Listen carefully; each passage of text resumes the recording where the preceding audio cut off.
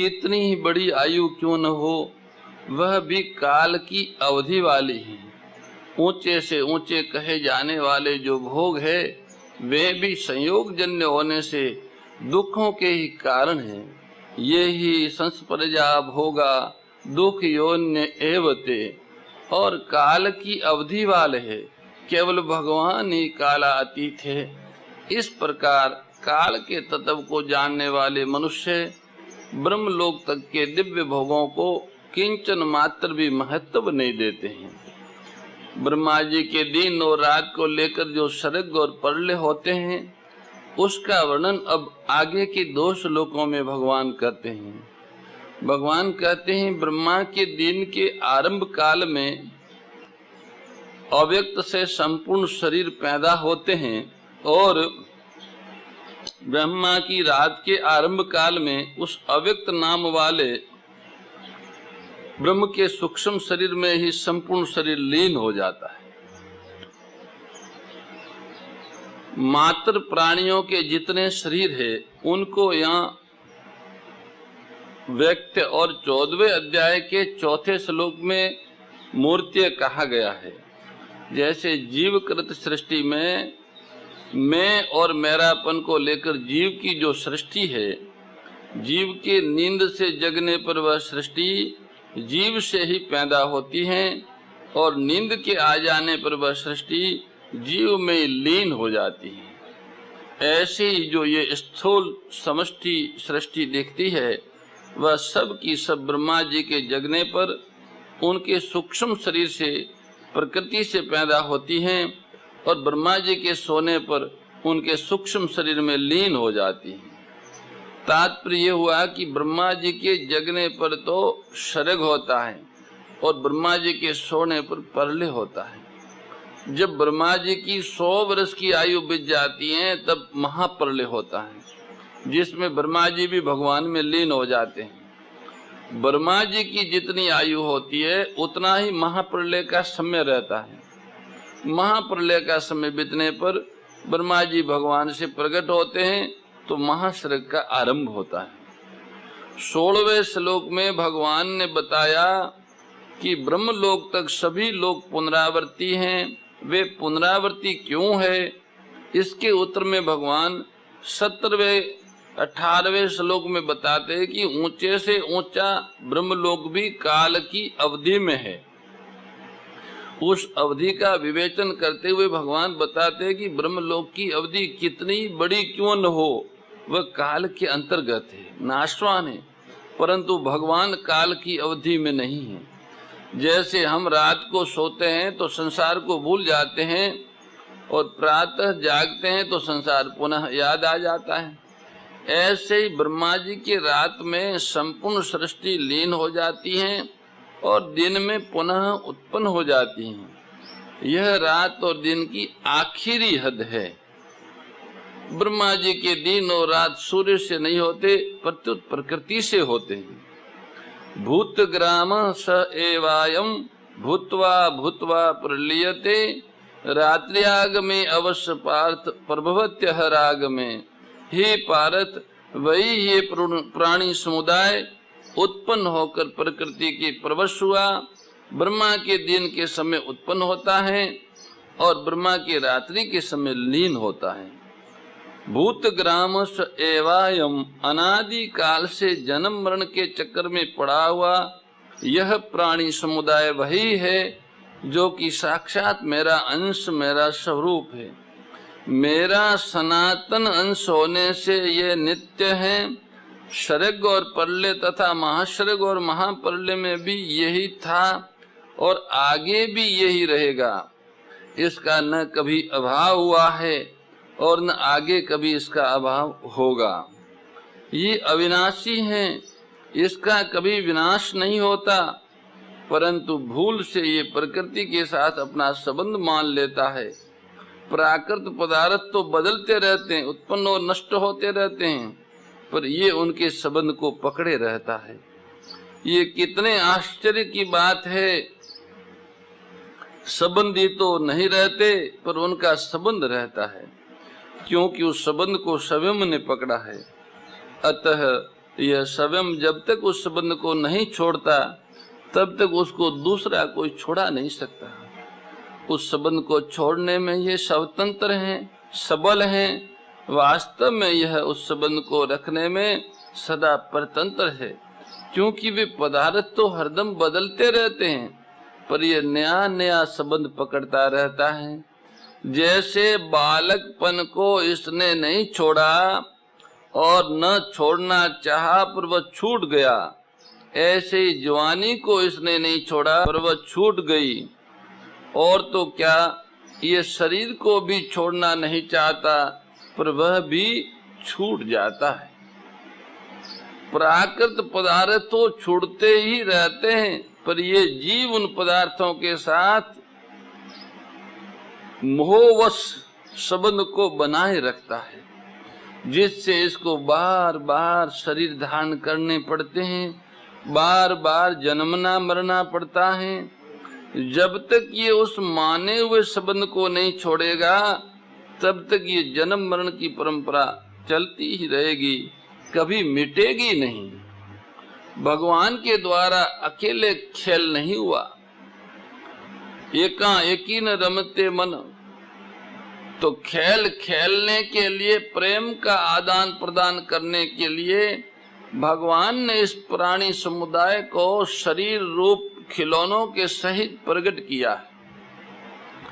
खेल का ये नियम होता है कि खेल के पदार्थ केवल खेलने के लिए ही होते हैं, किसी के व्यक्तिगत नहीं होते हैं। परंतु प्राणी समुदाय खेल खेलना तो भूल गया और खेल के पदार्थों को अर्थात शरीर को व्यक्तिगत मानने लग गया। इसी से यह इनमें फंस गया और भगवान से सर्वथा विमुख हो गया। भूतवा भूतवा प्रलीयते, ये पद शरीर के लिए कहे गए हैं जो कि उत्पन्न और नष्ट होते रहते हैं, जिनमें प्रति क्षण ही परिवर्तन होता रहता है। परंतु जीव उन शरीरों के परिवर्तन को अपना परिवर्तन और उनके जन्मने मरने को अपना जन्म मरण मानता रहता है। इसी मान्यता के कारण उसका जन्म मरण कहा जाता है।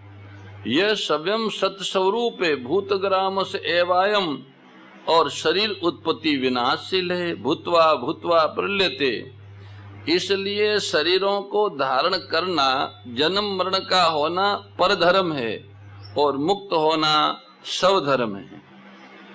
रात्रि आग में अवश्य पार्थ प्रभवत्यः राग में, यह अवश्य कहने का तात्पर्य है कि अगर ये जीव प्रकृति की वस्तुओं में से किसी भी वस्तु को अपनी मानता रहेगा तो उसको वहम तो ये होगा कि मैं इस वस्तु का मालिक हूँ, पर हो जाएगा उस वस्तु के परवश पराधीन।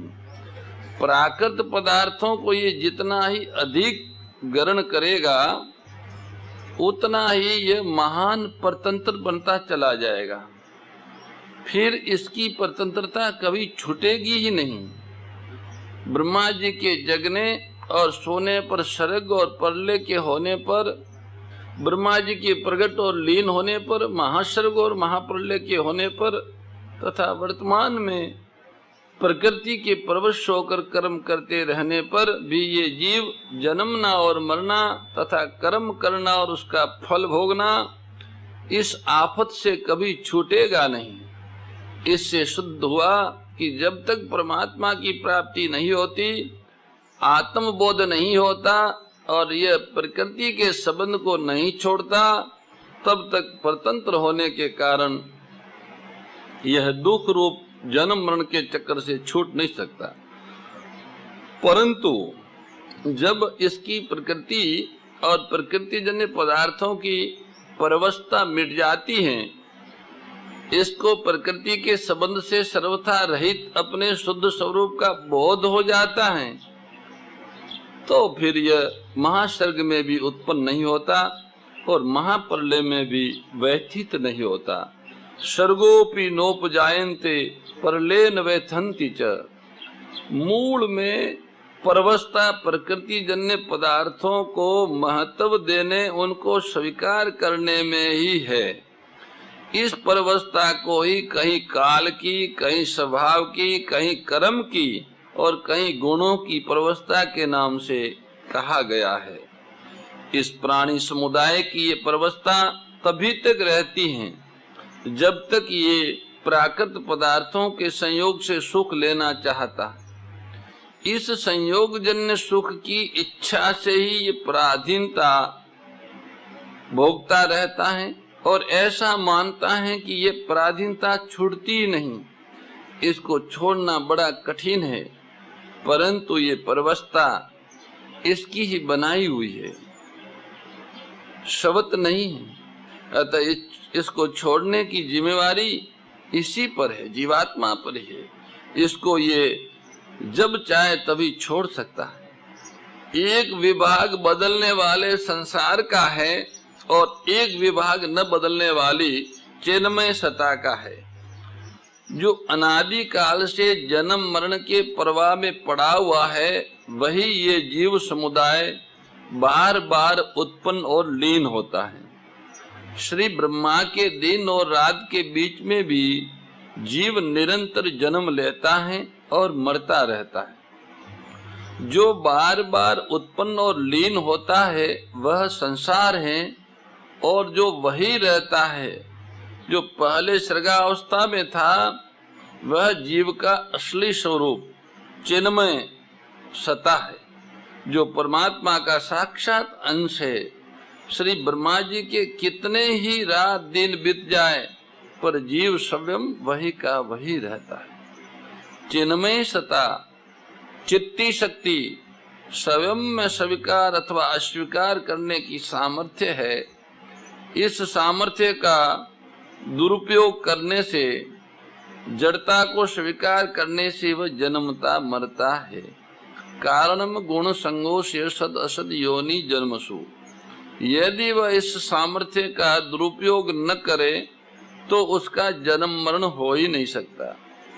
जीव का खास पुरुषार्थ है जड़ता को स्वीकार न करना, अपने स्वरूप में स्थित होना अथवा अपने अंशी भगवान के शरण होना। जड़ता में देश काल वस्तु व्यक्ति क्रिया अवस्था परिस्थिति में परिवर्तन होता है, अपने में कभी परिवर्तन नहीं होता। ये मनुष्य मात्र का अनुभव है, परंतु ऐसा अनुभव होते हुए भी मनुष्य सुखासक्ति के कारण जड़ता से बंधता रहता है, जिससे उसको अपने सहज स्वरूप का अनुभव नहीं होता। वह पशु पक्षी आदि की तरह अपने स्वरूप को भूला रहता है। अवश्य अपरा प्रकृति के साथ संबंध जोड़ने से जीव परवश पराधीन होता है। भूत ग्रामम मीमम, अतः प्रकृति के साथ माना हुआ संबंध छूटने पर यह स्वाधीन मुक्त हो जाता है। हमारी सत्ता अपरा प्रकृति के अर्थात वस्तु व्यक्ति और क्रिया के अधीन नहीं है। वस्तु की उत्पत्ति और विनाश होता है, प्रत्येक व्यक्ति का जन्म और मरण होता है, प्रत्येक क्रिया का आरंभ और अंत होता है, परंतु इन तीनों वस्तु व्यक्ति और क्रिया को जानने वाली हमारी चिन्मय सत्ता का कभी उत्पत्ति विनाश जन्म मरण और आरंभ अंत नहीं होता। ये सत्ता नित्य निरंतर शवतः ज्यों की त्यों रहती है। भूत ग्रामश एवायम, इस सत्ता का कभी अभाव नहीं होता, ना भावो विद्यते सतः। इस सत्ता में स्वतः स्वाभाविक स्थिति के अनुभव का नाम ही मुक्ति है। मनुष्य को ये वहम रहता है कि अमुक वस्तु की प्राप्ति होने पर, अमुक व्यक्ति के मिलने पर तथा अमुक क्रिया को करने पर मैं स्वाधीन हो जाऊंगा, परंतु ऐसी कोई वस्तु व्यक्ति और क्रिया है ही नहीं जिससे मनुष्य स्वाधीन हो जाए। प्रकृति जन्य वस्तु व्यक्ति और क्रिया तो मनुष्यों को पराधीन बनाने वाली है। उनसे सर्वथा असंग होने पर ही मनुष्य स्वाधीन हो सकता है। अतः साधकों को चाहिए कि वह वस्तु व्यक्ति और क्रिया के बिना अपने को अकेला अनुभव करने का स्वभाव बनाए, उस अनुभव को महत्व दे, उसमें अधिक से अधिक स्थित रहे, ये मनुष्य मात्र का अनुभव है कि सुषुप्ति के समय वस्तु, व्यक्ति और क्रिया के बिना भी हम स्वतः रहते हैं, परंतु हमारे बिना वस्तु, व्यक्ति और क्रिया नहीं रहती। जब जागृत में भी हम इनके बिना रहने का स्वभाव बना लेंगे तब हम स्वाधीन हो जाएंगे। प्रकृति जन्य वस्तु, व्यक्ति और क्रिया के संबंध की मान्यता ही हमें स्वाधीन नहीं होने देती, हमारे न चाहते हुए भी हमें पराधीन बना देती हैं। परमात्मा में अनंत शक्तियां है जो चित्त स्वरूप हैं, माया में भी अनंत शक्तियां हैं पर वे जड़ स्वरूप हैं तथा परिवर्तनशील है। मया अध्यक्षेण प्रकृति सोहिते सचराचरम, सबसे विलक्षण शक्ति भगवत प्रेम में है, परंतु मुक्ति में संतोष करने से वह प्रेम प्रकट नहीं होता। जड़ता के संबंध से परवस्था होती है और मुक्त होने पर वह परवस्था सर्वथा मिट जाती है, जीव स्वाधीन हो जाता है। परंतु प्रेम इस स्वाधीनता से भी विशेष विलक्षण है। स्वाधीनता में अखंड आनंद है पर प्रेम में अनंत आनंद है। ज्ञान योगी तो स्वाधीन होता है, भक्त प्रेमी होता है। भक्ति योग में भक्त भगवान के पराधीन नहीं होता, क्योंकि भगवान परकीय नहीं है, सबकीय है, अपने है। सबकीय की अधीनता में विशेष स्वाधीनता होती है। राग द्वेष विदारिणी कारिणी मोद सदा, ओ मैया कारिणी मोद सदा। भव भय हारिणी तारिणी, भव भय हारिणी तारिणी, परमानंद प्रदा। ओम जय भगवद्गीते। आसुर भाव विनाशिनी नाशिनी तमरजनी, ओ मैया नाशिनी तमरजनी। दैवी सद्गुणदायिनी, दैवी सद्गुणदायिनी, हरि रसिका सजनी। ओम जय भगवद्गीते। परम श्रद्धेय गौरीशी स्वामी श्री दत्त शरणानंद जी महाराज की प्रेरणा व मार्गदर्शन में विश्व के सबसे बड़े गौ सेवा संस्थान श्री गोधाम महातीर्थ पथमेड़ा द्वारा संरक्षित लाखों बीमार, विकलांग, वृद्ध एवं अशक्त गोवंश वेद लक्षणा गोमाता की सेवा के साथ साथ भारतीय गोवंश का संरक्षण, संपोषण, संवर्धन एवं उनसे प्राप्त पंचगव्यों का परिष्करण व विनियोग करना, घर घर गोपालन, गो अभ्यारण्य, घास चारा उत्पादन हेतु गोचर भूमि का विकास, गोपालन लोक संस्कृति के पुनर्जागरण हेतु वेद लक्षणा गो महिमा का प्रचार प्रसार करना तथा गोपालक किसानों के स्वावलंबन हेतु गो कृषि अन्न एवं गो दुग्धान का गुणवत्ता युक्त बाजार तैयार करना श्री गोधाम महातीर्थ का पावन उद्देश्य है। आप सभी दानदाता श्री गोधाम महातीर्थ पथमेड़ा द्वारा संचालित गो सेवा महाअभियान में बढ़ चढ़कर सहयोग कर लाखों बीमार, विकलांग, वृद्ध एवं अशक्त गोवंश के गोग्रास सेवा हेतु श्री गोधाम महातीर्थ पथमेड़ा लोक पुण्यार्थ न्यास के बैंक ऑफ बड़ौदा खाता संख्या 084901000238827 IFSC कोड BARB 0 ASHRAM शाखा आश्रम रोड अहमदाबाद में गोग्रास सेवा निमित्त जमा कर सकते हैं। अधिक जानकारी के लिए संपर्क करें 7742093179 7665059999 7073000151।